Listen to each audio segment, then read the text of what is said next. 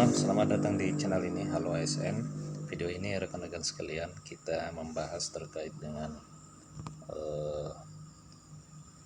status P3K paruh waktu yang saat ini merupakan salah satu kebijakan yang akan diterapkan kepada para tenaga honorer yang tidak lulus pada seleksi P3K 2024. Ternyata bisa dialihfungsikan menjadi P3K penuh waktu. Menpan RB telah mengeluarkan peraturan resmi terkait dengan mekanisme pengalih statusan ya, atau mekanisme pengangkatan P3K paruh waktu menjadi P3K penuh waktu.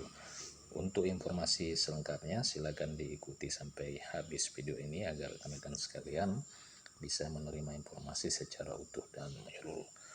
Tapi sebelum kita membahas hal itu, kepada rekan-rekan yang baru pertama kali menemukan channel ini, silakan tekan tombol subscribe dan nyalakan tombol lonceng untuk terus mendapatkan informasi terbaru seputar kebijakan pengangkatan honorer menjadi P3K.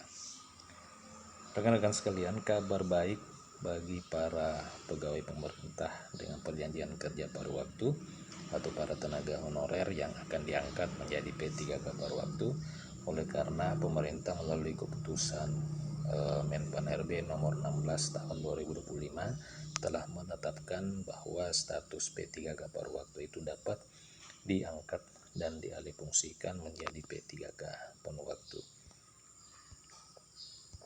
Keputusan itu telah diatur secara resmi melalui keputusan Menpan RB, dan proses pengalih statusan ya atau pengangkatan menjadi P3K penuh waktu itu tidak dilakukan secara otomatis, akan tetapi terdapat mekanisme resmi yang telah diatur agar pengangkatan itu bisa dilaksanakan secara terstruktur. Langkah Menpan RB ini merupakan bagian dari upaya pemerintah di dalam memperkuat sistem kepegawaian berbasis kebutuhan instansi dan peningkatan kualitas pelayanan publik.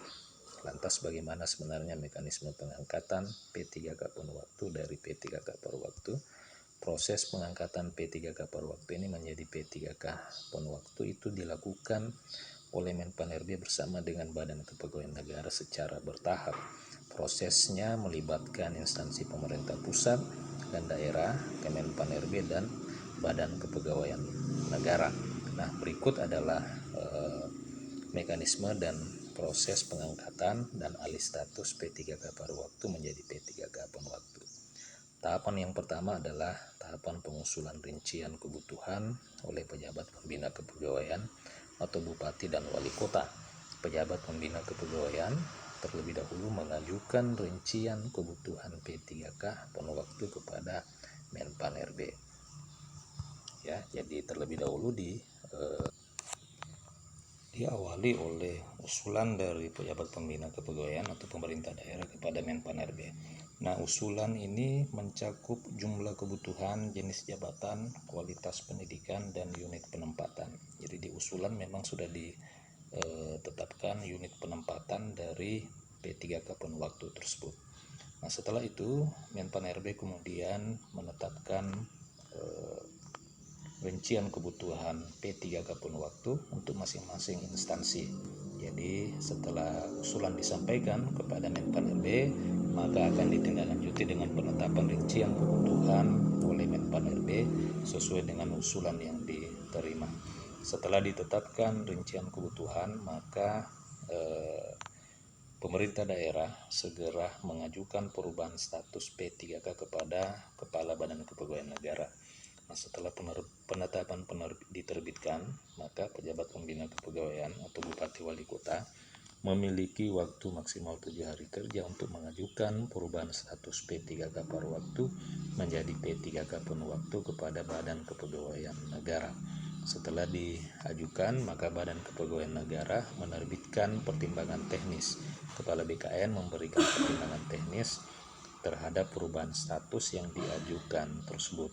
Lalu setelah pertek atau pertimbangan teknis telah diterbitkan oleh Badan Kepegawaian Negara, maka tahap selanjutnya adalah penetapan dan pengangkatan menjadi P3K penuh waktu. Nah, setelah menerima pertimbangan teknis dari Badan Kepegawaian Negara, maka pejabat pembina kepegawaian, Bupati Wali Kota itu bisa menetapkan pengangkatan P3K pun waktu sesuai dengan peraturan perundang-undangan yang berlaku.